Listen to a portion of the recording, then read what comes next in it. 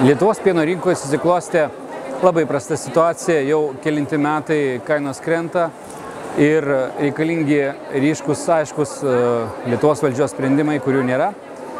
Lietuvos pieno gamintojų asociacijos nesenai išreikštas nepasitikėjimas Lietuvos žemės ūkio ministre, manau, yra teisingas žingsnis. Lietuvos valstiečių žaliųjų sąjunga jį palaikys.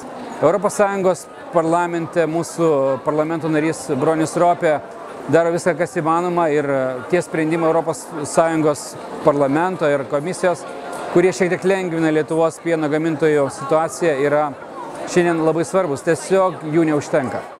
Ar tai yra, reiškia, kainų sviravimas, ar yra spekulacija, pasinaudojimas tai, kad Europa sumažino reguliavimą kainų, tai atsirado kooperuotų perdirbėjų, kooperuotų stipriai prekybininkų, kurie savo firmas įsiregistruoja mokesčių rojuose ir naudojasi tą situaciją. O mes liktai turėdami daug labai laiko, liktai Europoje nėra pieno, mėsos krizės, galim diskutuoti ir ieškoti, kokio kelio eiti.